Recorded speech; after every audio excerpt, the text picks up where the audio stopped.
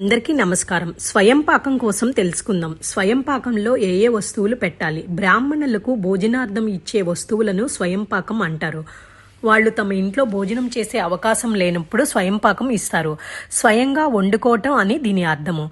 ఇస్తరాకులో బియ్యము, పెసరపప్పు, ఉప్పు, బెల్లము, చింతపండు, మిరియాలు, పోపులు, పచ్చిశనగపప్పు, మినపప్పు, నూనె, ఎండుమిర్చి, గుమ్మడి, తోటకూర, పచ్చి అరటికాయలు, కంద, చామ, తాంబూలం, దక్షిణ పెట్టి పితృదేవతలను తలుచుకొని ఇస్తారు.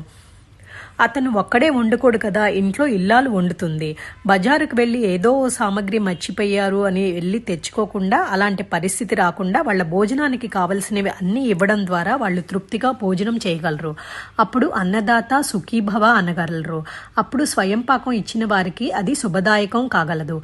ఇలా స్వయం పాకం ఇవ్వడం వల్ల అన్నప్రసాదం అందించిన ఫలితం వస్తుంది. ఆహారం లేక ఆకలితో బాధపడే వారికి ఇస్తే అది నారాయణుడి సేవ. ఆయన వల్ల మనకి అనుగ్రహం లభిస్తుంది.